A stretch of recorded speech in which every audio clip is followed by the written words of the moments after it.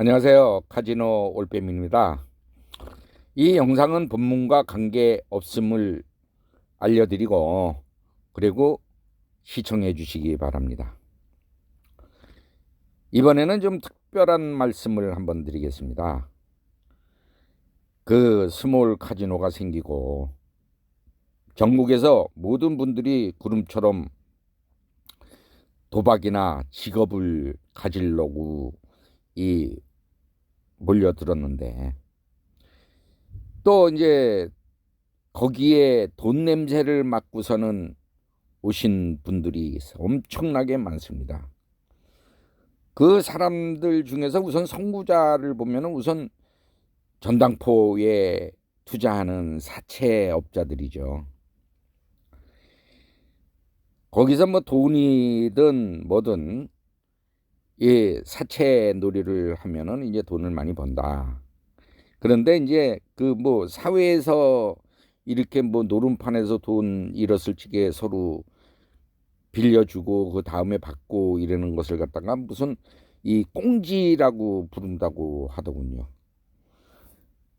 그렇지만은 이제 강원랜드 스몰 카지노가 생기면은 이 합법적으로 이 도박이 참 도박을 할 수 있는 그러한 곳이니까 거기서 이제 돈을 갖다가 빌려주고 이렇게 이 사채를 갖다가 놀이를 하는 거죠. 그래서 뭐 그 당시는 뭐 일주일에 10%를 받았습니다. 일주일에 10% 엄청나게 큰 돈이죠. 뭐 한 달에 40%, 뭐 1년이면은 480%뭐 엄청나게 센 이자죠.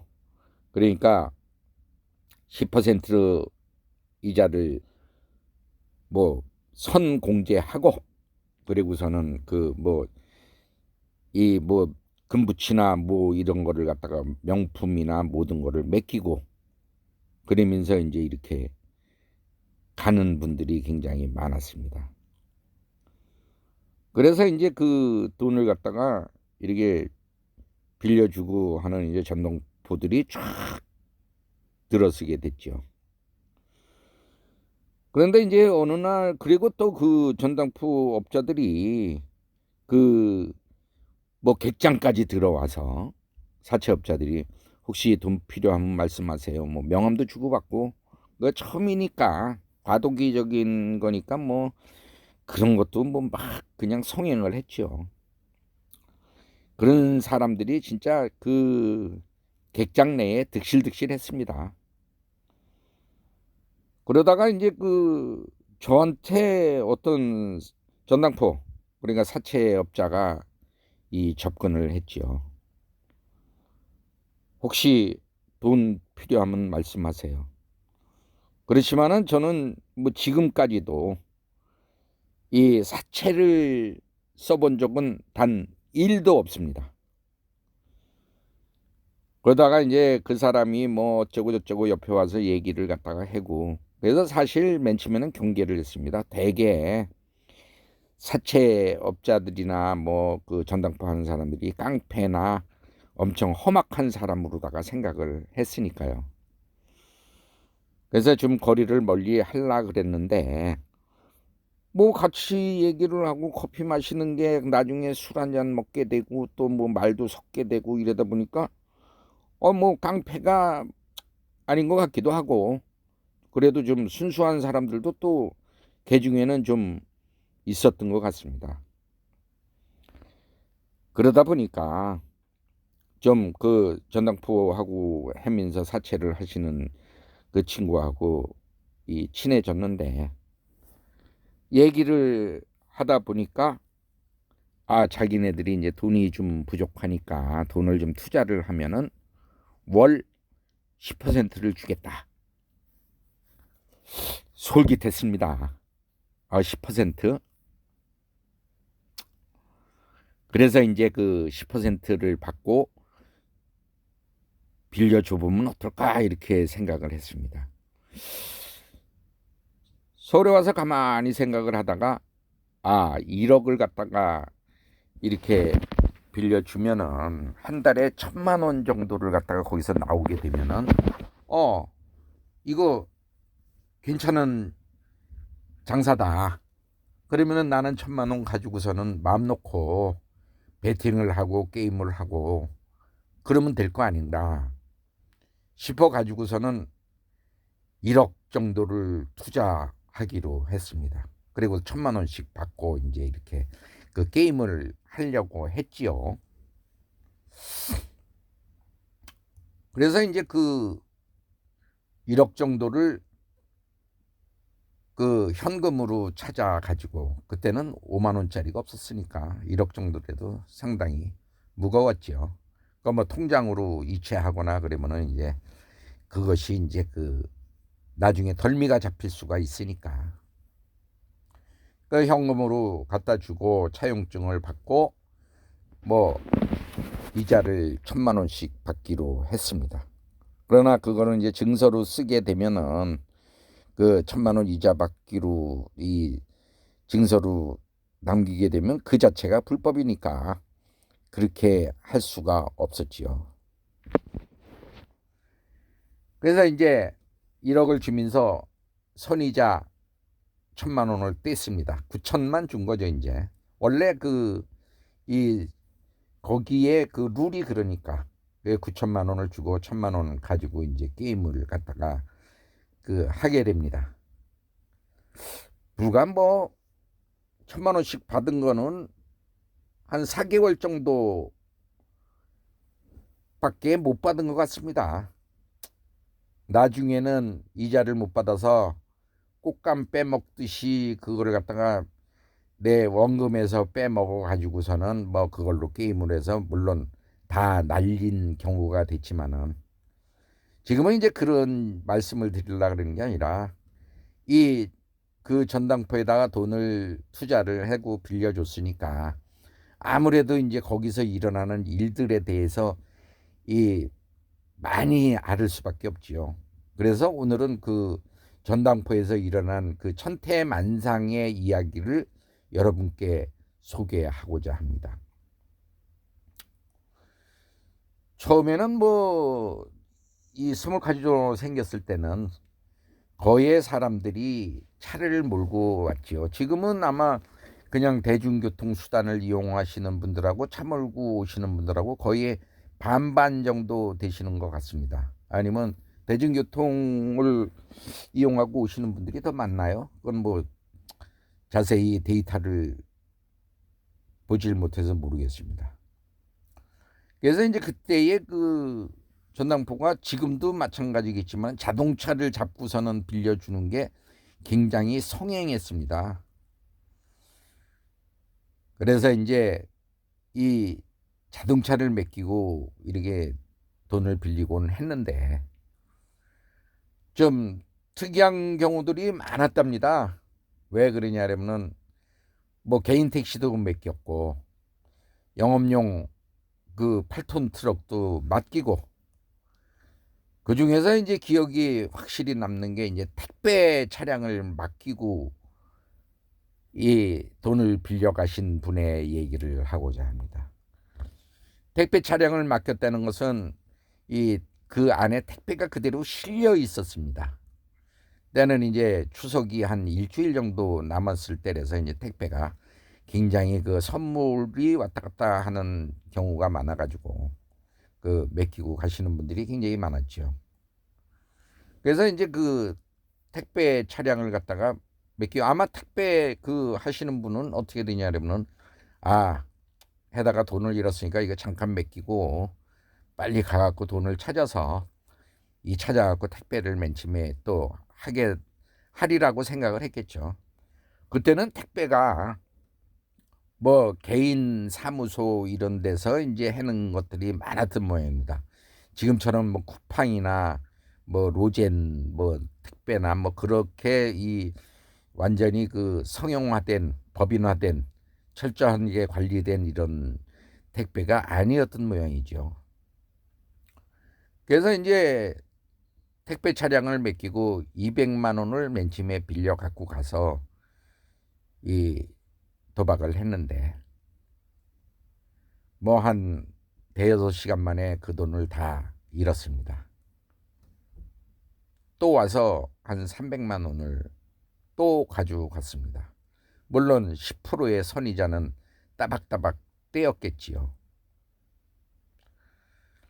그거 한 이틀 정도 버텼던 것 같습니다. 본전은 못 찾고 아마 오르락내리락 했겠죠. 그 다음에 돈을 또 달라고 그랬던 것 같습니다. 근데 그때 그 택배 차량이 거의 이 새 차와 다름이 없었으니까 잔존 가치가 한 1,000만 원 됐다고 하더군요. 그래서 이제 또 그걸 갖고 올라가서 이럭저럭 거기서 며칠을 돈을 빌리고 올라가서 잃고 뭐 그러다 보니까 이제 그 안에 그 택배 같은 거는 잊어버린 지가 뭐 완전히 뭐 내리 속에서 사라진 거죠. 그리고서는 잔존가치 1,000만 원까지 다 채웠습니다. 이 한도가 다 찼으니까 더 이상은 못 빌려준다고 그랬겠죠. 그 다음서부터 이제 1,000만 원을 갚아야 차량을 찾아갈 수 있으니까 이걸 어떻게 하느냐. 그러면 뭐 차를 팔자 이렇게 됐습니다. 근데 문제는 그 차량이 손위에 처남 명의로 되었던 차였습니다. 뭐 지금은 남의 명의로 이렇게 된 거를 절대로 돈을 안 빌려준다고 얘기를 하는데 그래야 맞겠죠. 근데 그때는 뭐 남의 명의의 차량도 이렇게 막 빌려주고 막 그렇게 했었습니다. 이 초창기니까 뭐 한마디로 아사리판이었었죠. 그래서 처남이 과연 이전을 해줄 것이냐. 그래서 뭐 이 처남과 돈을 빌린 채무자 그리고 이 또 전당포 업자 이걸 어떻게 이전을 하느냐 그러다가 이제 채무자하고 이 계획을 짠 것 같습니다. 우선 채무자가 전화를 했습니다. 당신 매제가 여기 카지노에서 돈 잃어서 지금 이 차를 갖다가 팔아야 되니까 이전을 안 해주면은 이 당신 매제의 손목을 잘라야 되겠다. 그래서 그것을 갖다가 이 협박을 갖다가 하니까 처남이 아마 뭐 자기 동생하고 얘기를 했겠죠. 아무리 미워도 뭐 남편이고 또 차주가 차주로 봐서는 자기 매제를 갖다가 팔목 자르거나 위험에 처하게 만들 수가 없으니까 뭐 이전을 해주기로 한 모양입니다. 한 2, 3일 뒤에 처남이 아마 처남은 부산에서 살았다고 하더군요. 이전 서류를 가지고 왔습니다. 물론 뭐 중고차 딜러도 참석을 했겠죠. 그래서 그 차를 1,300만 원에 팔았습니다. 그런데 처남이 딱 들어서자마자 매제가 진짜 한 열흘 동안을 거기서 체류를 하고 그랬으니까 몰골이 말이 아니죠. 보자마자 귀싸대기를 갈기면서 이 자식아 좀 내 동생 고생시키지 말라고 택배라도 열심히 하라고 내가 차를 사줬더니 여기서 또 사고를 쳐? 그러면서 뺨때기를 연속 때리고 씩씩대면서 차량 이전을 하고 갔습니다. 꼴도 보기 싫으니까 따라오지도 말라고. 그러고 났는데 이제 그 택배의 차량인 채무자는 아랑곳하지 않습니다. 오로지 거기서 300을 더 받아가지고 올라가서 게임을 뭐 재미있게 할 수 있겠다라는 그런 부푼 마음이 있었겠죠. 그래서 이제 그분은 300을 갖다가 받아가지고 카지노로 올라갑니다. 그분이 이제 그때서부터는 아주 붙박이가 됐습니다. 뭐 완전히 그 노숙자 계열에 들어간 거죠. 아마 그 사람은 택배 차량 운전하는 것보다 거기서 버는 돈을 모으면은 아마 한 서너 배는 더 벌 수가 있지 않았겠나 그렇게 생각이 듭니다. 그 친구가 그 도박을 하면서 거기서 이제 완전히 생도가 된 거죠. 생활 도박. 지금은 이제 생바라고 한다 그러더라고요. 생활 바카라. 그래서 이제 생도를 갖다가 하기 시작을 했는데 어떻게 생도를 하느냐. 자, 최고 이제 손쉬운 방법으로 30만 원 받고 자리를 팝니다. 그때는 추첨이 아니라 선착순 줄을 서야지 됐으니까요. 새벽 6시에 폐장 시간에 나와서 거기서 자리를 깔고 앉습니다. 줄을 서는 거죠. 몇백 명, 몇백 명 아니라 한 1000명 정도 줄을 섰겠죠. 지금도 4000번 때까지 줄을 선다고 하더군요. 지금은 추첨으로 해서 이제 4000번 때까지 해서 막 런을 하는 거죠. 그냥 서로 먼저 들어가려고 백화점에서 신상 나왔다 이러면 뛰듯이. 그때는 줄을 섰습니다. 그래서 먼저 좋은 자리를 잡아놓고 그리고선 그 자리를 30만 원에 파는 게 일상화 됐었던 모양입니다. 자, 그거를 팔고 나면은 또 거기서 돌아다닙니다. 그러면은 대리 베팅, 그리고 추가 베팅, 더블 베팅 그런 걸로 해서 또 수익이 생깁니다. 그리고 만약에 그 추가 베팅을 해줬는데 그 사람이 돈을 갖다가 잃어서 일당을 못 받는다. 그래도 컴프가 한 5, 60만 원씩은 쌓였습니다. 대리 베팅 해주니까 맥시멈으로 50만 원씩 베팅을 하게 되지요. 그러다 보니까 컴프는 그 당시에 굉장히 후했었습니다. 그래서 그거를 갖다가 이렇게 게임을 갖다가 하면서 베팅해서 컴프가 늘어나면은 물론 일당을 받게 되면 일당과 컴프 같이 늘어나게 되죠. 그런 컴프로다가 아름아름 거기 호텔을 사용하고자 하는 사람들한테 호텔을 얻어주고 거기서 절반을 받는다든가 그렇게 또 해왔습니다. 어느 날 그 생도 그러니까 이제 차를 맡기고 택배 차량 맡기고 한 사람 만났습니다. 저한테 1200이 모였다고 합니다. 그리고 3000만 되면은 집으로 갈 거라고. 딸이 결혼 날짜를 못 잡고 있는 이유가 아버지가 없어가지고서는 아버지 손잡고 꼭 들어가야 되겠다고 고집을 피우고 있는데 내가 3000을 모아가지고 딸 앞에 떳떳이 나타나야 되겠다. 그런 결심을 했는데 1200만 원이 모였답니다. 그래서 이제 그거를 또 가지고 조금씩 그 1200을 모이기까지가 한 3, 4개월 동안 진짜 애를 썼지요. 그랬는데 하루는 그분이 눈이 돌았습니다.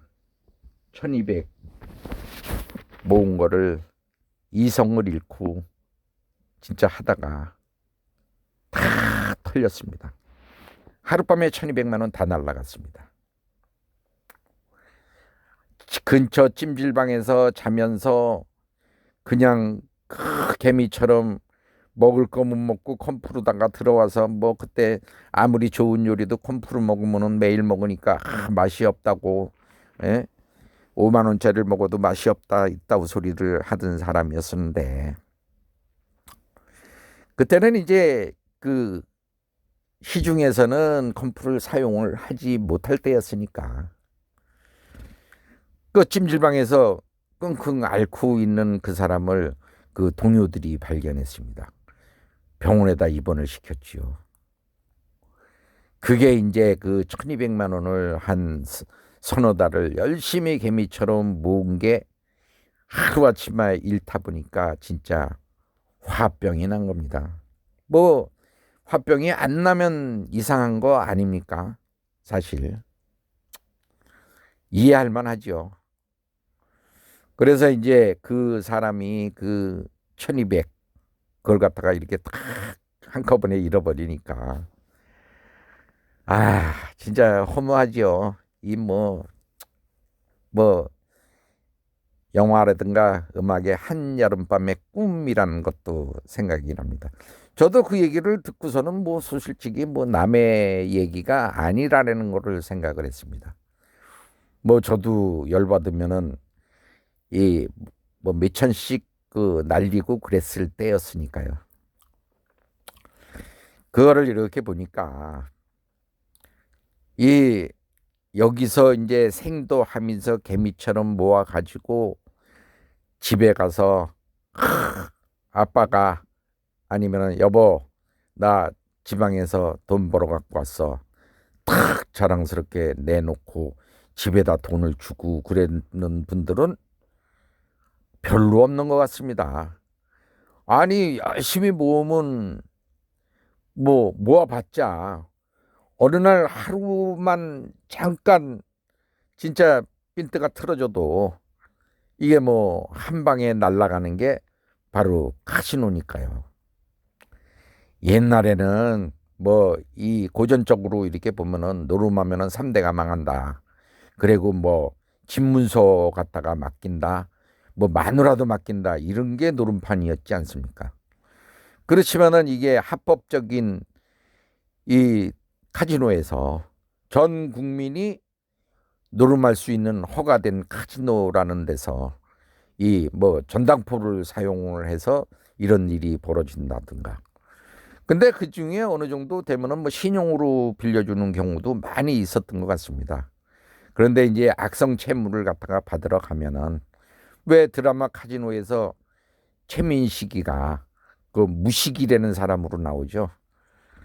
뭐 가서 협박을 하고 돈 내나 안 주면 뭐 당신 죽어 뭐 이러면서 하면은 이렇게 돈을 받아오고 그러는 카지노라는 드라마 여러분 많이 봤을 겁니다.